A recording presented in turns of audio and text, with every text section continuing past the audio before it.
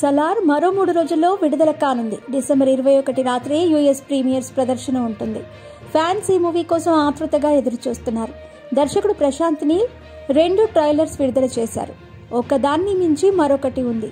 కాన్సార్ అనే ఒక కల్పిత రాజ్యాన్ని సృష్టించిన ప్రశాంత్ నీల్ దాని మీద ఆధిపత్య పోరు ఎవరిదనే కోణంలో తెరకెక్కించాడని తెలుస్తోంది. ఇక సినిమా కోర్ పాయింట్ 2 మిత్రుల స్నేహం. వారిలో ఒకడైన దేవా మిత్రుడి కోసం ఎంతకైనా తెగిస్తాడు. సలార్ మూవీని కొందరు ప్రముఖులు ఇప్పటికే వీక్షించారు. Blockbuster on the way అంటున్నారు. అడ్వాన్స్ బుకింగ్స్ బాగున్నాయి.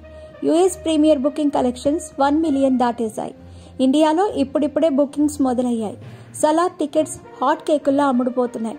ఒక అంచనా ప్రకారం సలార్ మూవీ ఫస్ట్ డే 100 నుండి 150 కోట్ల వరల్డ్ వైడ్ గ్రాస్ రాబడుతుందట. ఫస్ట్ వీకెండ్ కి సలార్ వసూళ్లు 500 కోట్ల మార్క్ దాటవచ్చు. మూవీకి బ్లాక్ బస్టర్ టాక్ వస్తే 1000 నుండి 1200 కోట్ల వరల్డ్ వైడ్ గ్రాస్ రాబట్టడం ఈజీ అంటున్నారు. మరి చూడాలి ఈ అంచనాలను సలార్ ఏ మేరకు అందుకుంటుందో. అయితే షారుఖ్ ఖాన్ ధమ్కీ నుండి సలార్ కి గట్టి పోటీ ఎదురుకానుంది. ముఖ్యంగా నార్త్ లో సలార్ వసూళ్లపై ధమ్కీ ప్రభావం ఉంటుంది. థియేటర్స్ షోస్ ఆశించిన స్థాయిలో లభించకపోవచ్చు.